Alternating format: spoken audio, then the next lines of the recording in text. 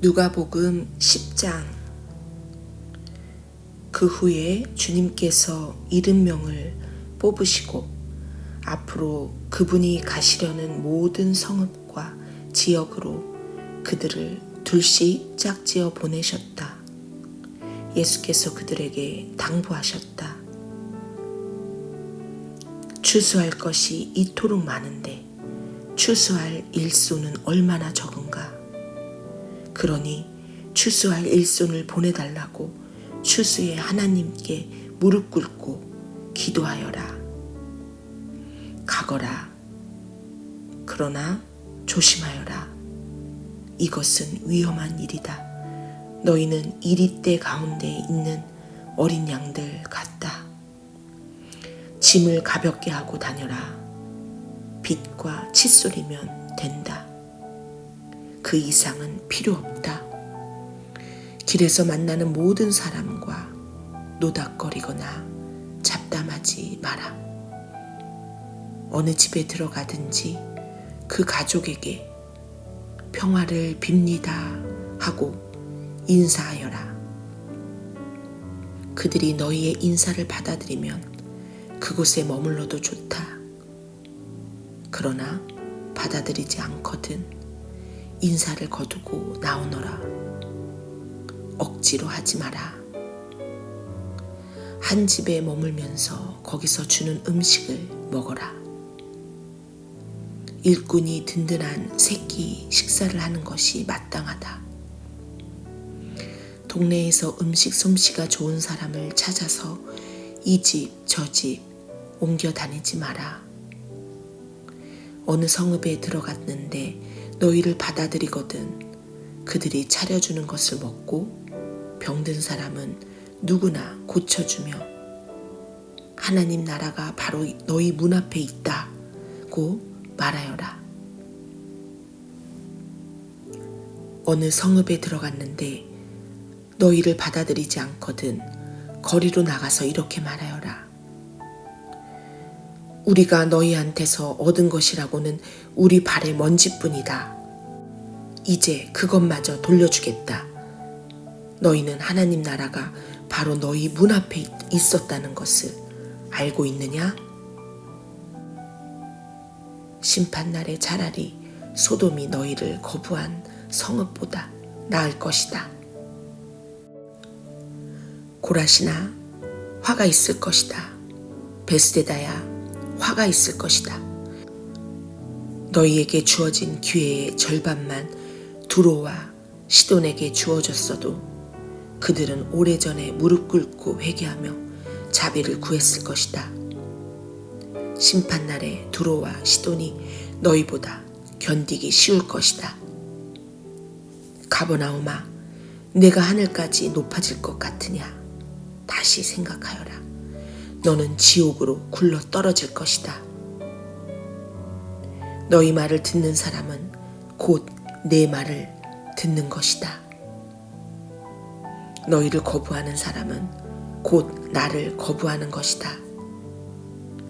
그리고 나를 거부하는 것은 나를 보내신 하나님을 거부하는 것이나 마찬가지다. 70명이 의기양양해서 돌아왔다. 주님, 귀신들조차 주님의 명령대로 따랐습니다. 예수께서 말씀하셨다. 나도 안다. 사탄이 하늘에서 번갯불처럼 떨어지는 것을 내가 보았다. 내가 너희에게 무엇을 주었는지 알겠느냐? 너희는 뱀과 전갈을 밟고 걸어도 무사히 지날 것이며 원수의 공격에도 보호받을 것이다. 아무도 너희를 건드릴 자가 없을 것이다. 그러나 위대한 승리는 악을 다스리는 너희의 권세에 있지 않고 너희를 다스리시는 하나님의 권세와 너희와 함께 하시는 그분의 임재에 있다.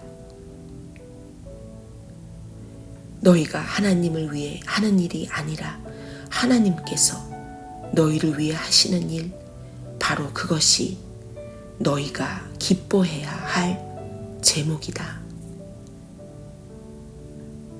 그때 예수께서 성령으로 한없이 기뻐하셨다.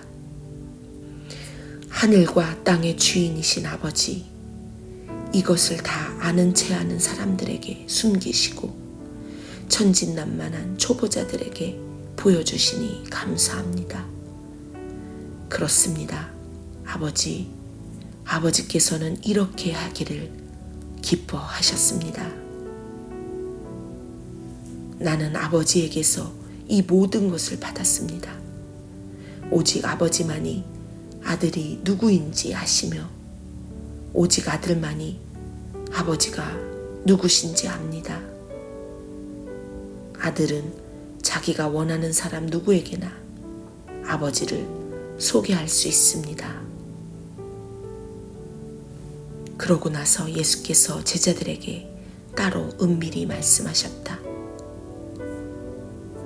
너희가 지금 보고 있는 것을 보는 눈은 복이 있다. 많은 예언자와 왕들이 너희가 지금 보는 것을 보고 너희가 지금 듣는 것을 들을 수만 있었다면 자신의 오른팔이라도 내놓았을 것이다. 하지만 그들은 희미하게라도 보지 못했고 속삭이는 소리조차 듣지 못했다. 그때 어떤 종교학자가 일어나 예수를 시험하는 질문을 던졌다. 선생님, 제가 무엇을 해야 영원한 생명을 얻겠습니까? 예수께서 대답하셨다.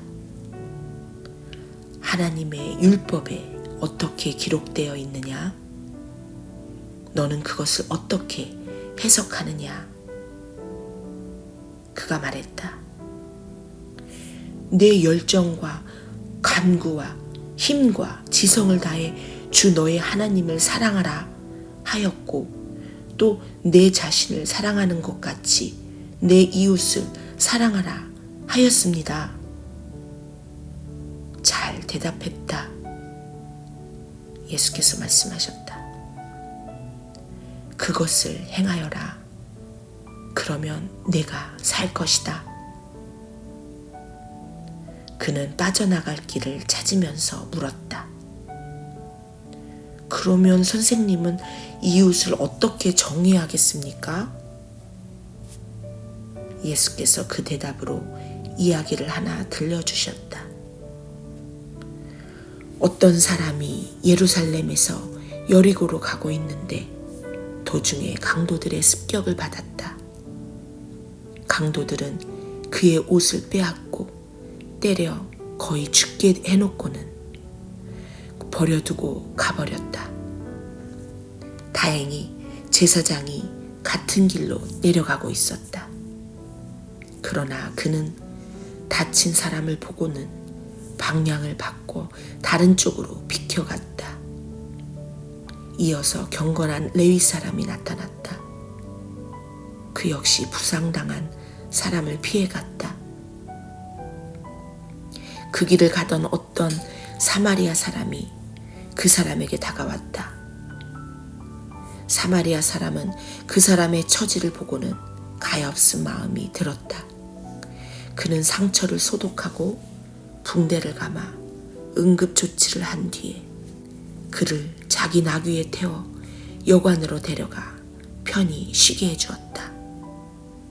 아침에 그는 은화 2개를 꺼내 여관 주인에게 주면서 말했다. 이 사람을 잘 돌봐주십시오. 비용이 더 들면 내 앞으로 계산해 두십시오. 내가 돌아오는 길에 갚겠습니다. 내 생각은 어떠냐?